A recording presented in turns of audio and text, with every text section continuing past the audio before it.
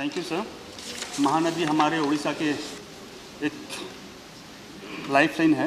लगभग 15 डिस्ट्रिक्ट के 2/3 पॉपुलेशन इस महानदी के पानी के ऊपर निर्भर करते हैं। हीराकुद डैम, जो कि टेम्पल ऑफ मॉडर्न इंडिया के रूप में माना जाता है, हीराकुद डैम का जो पानी लास्ट 10 सालों में नदी का जो इनफ्लो वाटर जो है 1/3 घट गया है। इससे हम चिंतित हैं। लेकिन अब जो छत्तीसगढ़ गवर्नमेंट ने महानदी के ऊपर लगभग 10 बड़ा बैरेज प्रोजेक्ट करने जा रहे हैं। 2-3 ऑलमोस्ट कंप्लीट हो गया है। महोदय, यहाँ पे हमारे लिए काफ़ी चिंता की बात ये है कि छत्तीसगढ़ गवर्नमेंट जब कंस्ट्रक्ट किया, अभी कंप्लीट भी करने जा रहे हैं, कभी भी उड़ीसा गवर्नमेंट के साथ कंसल्ट नहीं किए, कभी इन्फॉर्म किया नहीं गया, कहीं बताया नहीं गया और वहाँ पे कंस्ट्रक्शन हुआ। ये काफ़ी हमारे लिए चिंतित और आपत्तिजनक बात है। महोदय, इससे हमारे उड़ीसा के लगभग 50% लोगों को डायरेक्ट इफेक्ट करेगा, 65% इनडायरेक्टली इफेक्ट करेगा। इससे एग्रीकल्चर का प्रॉब्लम होगा, इससे इरिगेशन, हमारे जो हज़ारों फिशरमैन हैं वो प्रभावित होंगे। इसके साथ ड्रिंकिंग वाटर का प्रॉब्लम्स होगा और जो पानी का जो प्रभाव है वो भी कम हो जाएगा। इससे हमारे पावर जनरेशन में प्रॉब्लम होगा। तो काफ़ी कुछ प्रॉब्लम दिखने को मिल रहा है। महोदय, इस बारे में मैं मंत्री महोदय से कुछ पूछना चाहूँगा।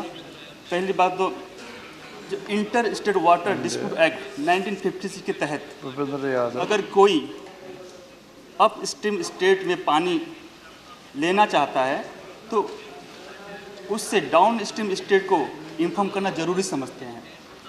लेकिन मैं यहाँ पे जानना चाहूँगा कि छत्तीसगढ़ गवर्नमेंट उड़ीसा गवर्नमेंट को क्या इन्फॉर्म किया था? कि नहीं किया था तो क्यों नहीं किया? सर, दूसरा सवाल मैं करना चाहूँगा, अब छत्तीसगढ़ गवर्नमेंट जितना भी प्रोजेक्ट महानदी के ऊपर बना रहे हैं या बना चुके हैं, इन प्रोजेक्ट को लेकर क्या सेंट्रल वाटर कमीशन का अनुमति लिए हैं? नहीं लिए तो क्यों नहीं लिए हैं? लेकिन दुख की बात, हमारे लिए आश्चर्यजनक बात ये है कि सेंट्रल वाटर कमीशन सब कुछ जानते हुए भी क्यों चुप बैठी हुई है? महोदय, 1983 एग्रीमेंट के हिसाब से, जब उस टाइम हमारे मुख्यमंत्री जे.बी. पटनायक, उसके साथ हमें अर्जुन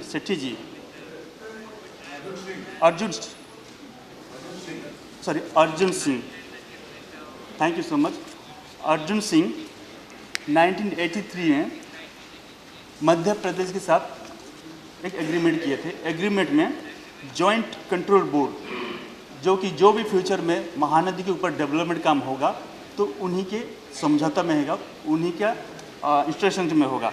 लेकिन ये नियम भी नहीं माना गया, सीधा इसका भी ये नियम भी उल्लंघन किया गया।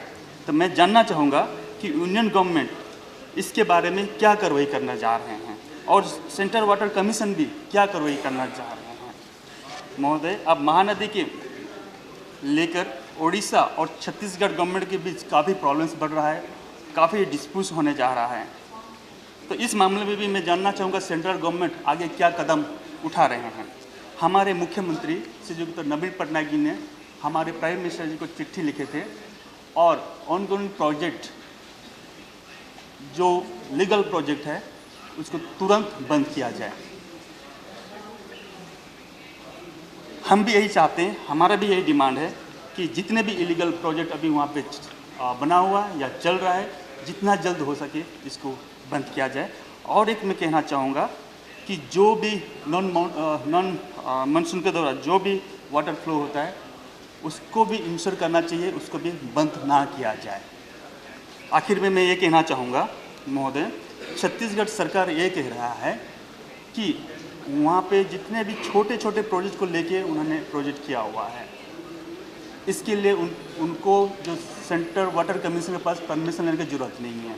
से महोदय, ऐसे छोटे छोटे प्रोजेक्ट लेके काफ़ी बड़ा प्रोजेक्ट उन्होंने बना लिए हैं, जिसके कारण हमारे उड़ीसा के लिए काफ़ी प्रॉब्लम्स होने वाला है। तो इसलिए मैं चाहूँगा कि हमारे सेंट्रल गवर्नमेंट को मैं रिक्वेस्ट करना चाहूँगा, जल्द से जल्द जितने भी ऑन गोइंग प्रोजेक्ट हैं, चल रहा है, सबको तुरंत बंद किया जाए, तभी जाके हमारे उड़ीसा के लोग उपकृत हो पाएंगे। Thank you so much. Okay. जब से दिल्ली में नई सरकार आई, वापस इन शब्दों का इस्तेमाल होना शुरू हुआ और आज क्योंकि तमाम राज्यों के अंदर यही 4 शब्द जो कि जाति सूचक शब्द है, आपराधिक शब्द है, उनका इस्तेमाल नहीं होना चाहिए और मैं चाहती हूं कि केंद्र सरकार ये संशोधन भी